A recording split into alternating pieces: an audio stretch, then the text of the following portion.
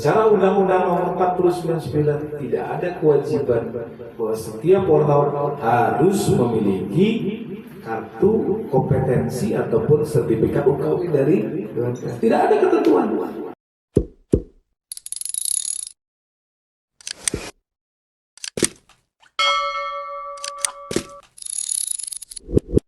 Ya kalau punya lebih baik, tapi itu bukan menjadi ketentuan pokok, ya kan? Itu dalam rangka untuk melakukan meningkatkan profesionalisme sebagai seorang jurnalis. Karena dalam UKW itu pasti dididik, dilatih, dibimbing supaya kita memiliki keilmuan, keahlian dalam melakukan tugas-tugas kita sebagai seorang jurnalis.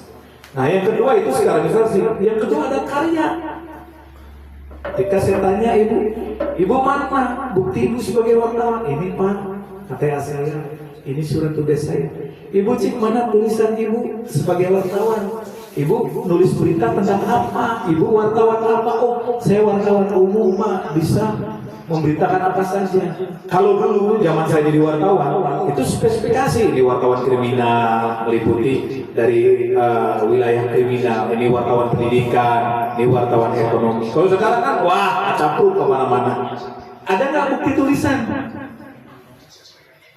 Nah, kalau ada tunjukkan. Ini Pak sebagai bukti bahwa saya adalah wartawan. Kalau dia udah percaya dengan dua tadi, ya perlu kita buktikan. Akhirnya Pak, untuk membuktikan kita wartawan ada tidak, ketika kita sudah wawancara. Masa wartawan kok nggak wawancara? Bukan wartawan ya, kan gitu. Jangan-jangan cuma modal KTA umpul, surat tugas umpul. Kok saya nggak ditanya-tanya? Kata narasumber dalam hati. Berarti kita ragu dia terhadap kita. Makanya ketika kita sudah memenuhi tadi dua kategori, KTA, kemudian surat tugas, ya lakukan tugas kita sebagai wartawan, melakukan wawancara, reportase. Terkait apa ya, kalau kita bisa datang ke Kadis, tanya tentang seputar pendidikan, bla bla bla bla bla.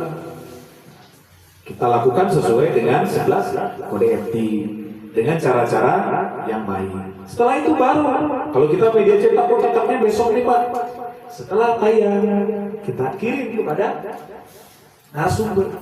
Kalau media online mungkin 1 jam, 2 jam, 3 jam mulai wawancara, naik berita, kirim kepada narasumber. Dan jangan lupa minta nomor kontak narasumber.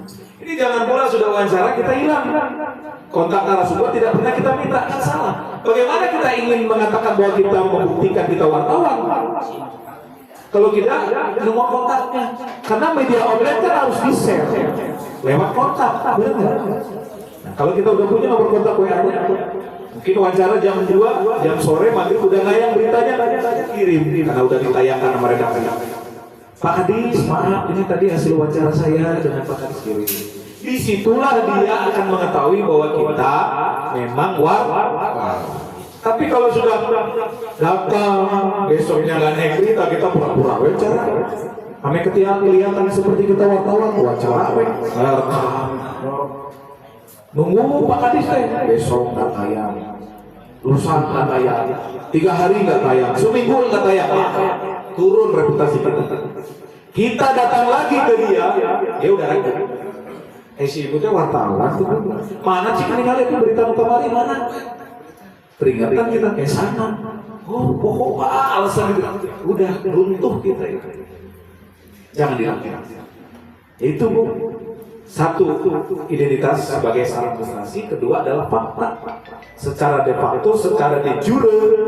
De jure itu legal, kita berbasis administrasi. KTA, kartu tugas. Nah, yang terakhir adalah sebagai de facto. Ya betul, saya wartawan. Kita menjalankan tugas fungsi kita. Wawancara, reportase, dan naikkan berita. Sudah terbit, sudah tayang, kirim. Selesai. Simpel kan?